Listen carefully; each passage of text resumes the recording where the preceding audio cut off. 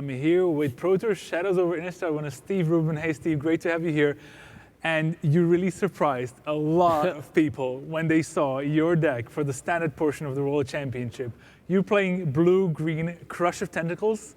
Tell me a little bit behind why you decided to play this deck in this tournament. Okay, I had seen it do well at some of the tournaments after the Pro Tour, so it was kind of one of the only new decks. So I just kind of started off there. Oh, let me see if this deck is good.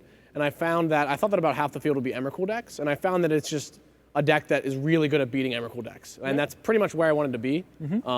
I found out that it's not great against Bant Company, but nothing really is. You know, we're getting about a 50-50 matchup, so I thought that was good enough to play at the World Championships. All right, let's delve right into the deck, and we're gonna start off with a card that is the namesake of the deck, Crush of Tentacles. Okay. Like, why is this in your deck? What does it do in your deck? So basically, what we are is essentially a ramp combo deck, and what we do is we get tons of mana in play.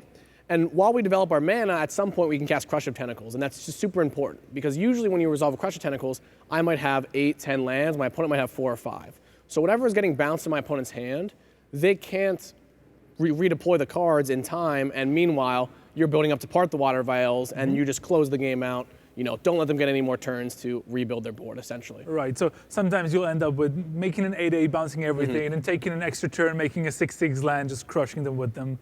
Right? Yeah, and it's funny because it's called a blue-green Crush, but the deck is really blue-green Part the Water Veil. Like, Part the Water Veil is the card. Blue-green Crush obviously is nice because you're ramping, and it gives you a way of interacting. Most ramp decks don't really interact, and blue-green, you know, Crush interacts in a big way. You make a bunch of mana, and then you just completely, with one card, nullify what your opponent was doing. All right, so you already seem to have a lot of ways to finish the game. Why do you also play Emrakul?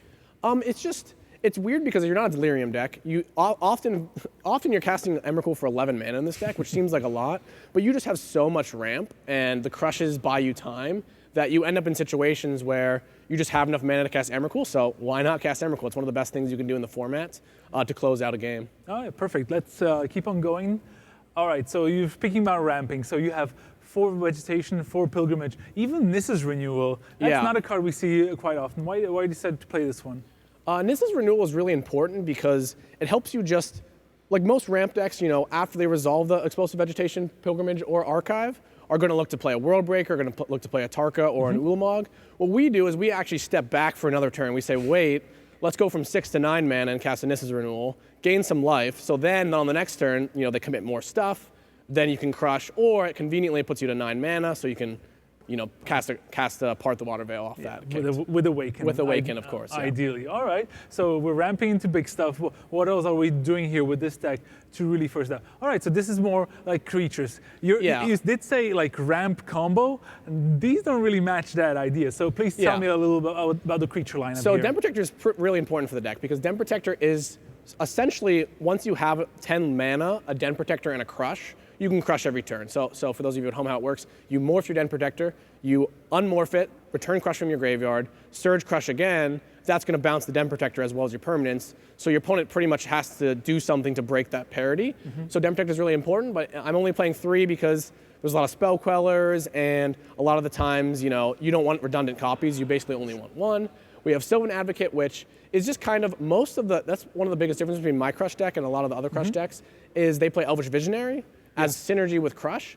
Usually Crush, you're winning the game when you resolve the Crush, and the Advocate, you just need to block. Against Bant Company and any aggressive decks, having this as a blocker is really nice. And the other thing it does is what I like to call, it kind of narrows your combo window, which means when you have a Sylvan Advocate in play, your Part the Water Veil tokens are 8/8s instead of 6/6s, and your Lumbering Fells are 5/5s. So if you go for a Part the Water Veil combo, if you have a Sylvan Advocate in play or you've softened them up, it makes it a lot easier to finish the game. So that's why he's here. And they're kind of weird cards. We have a Nissa and a Jace.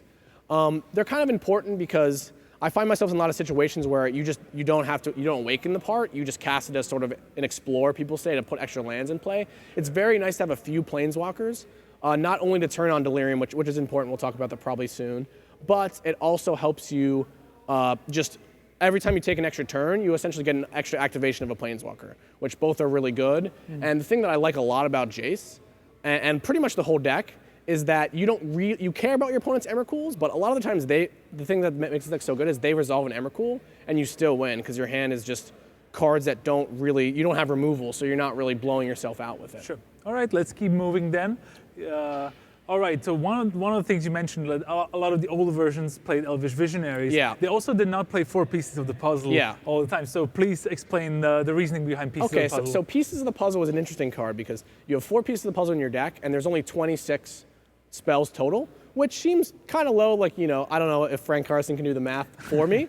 But essentially what happens is, as you're ramping, you actually take lands out of your deck. So I'll play a Pilgrimage, Sure. I'll play an Explosive Vegetation, and on camera it actually happened where I kind of bricked off, but the pieces gets better as the game goes on. Sure. Usually once you remove all the basics out of your deck, the pieces find wins because you'll hit a part and a crush or more pieces than anticipates, and you can just take all the turns and win or just forever bounce all your opponent's permanents. So pieces is really important. Anticipate is good just because it's a cheap spell that you can get back with Den Protector, and I guess, yeah, pieces also mills cards from Den Protector, which is nice. But Anticipate helps you find your ramp. It's just kind of like that combo deck card that helps you find whatever you need, whether it's a creature, whether it's a land, whether it's a spell. And then 1 Traverse is kind of like, it's kind of weird because it's very minor that I have 1 Traverse, 1 Emrakul. But if you've seen you saw my one match, you know, I go through my whole deck a lot. And pretty much I'm playing 1 Traverse over the 25th land because not usually it's just nice to be able to pieces the puzzle into it if you need a land. Or at some point in the game, I'm going to hit my Traverse, and that'll get me my Emrakul, essentially. Yeah, makes sense. All right, let's keep going. Only just land. You mentioned Lumbering Falls as being important with Sylvan Advocate, but of course it fixes your mana as well as the Blight of Woodland. Any particular reason for the one? Basically, your mana is really good. Like, you pretty much never have mana problems. You're just 2 colors. You have a lot of ramp spells that search for spells. So Blooded Woodland is just an extra ramp spell. It's essentially like your another Nissa's Pilgrimage, essentially. That seems sense, and then I assume we have basic lands. All right, so that's it for Blue-Green Crush with Steve Rubin. Thank you very much for explaining how the deck works. Yep. It's really exciting. Go ahead and try it at home if you can.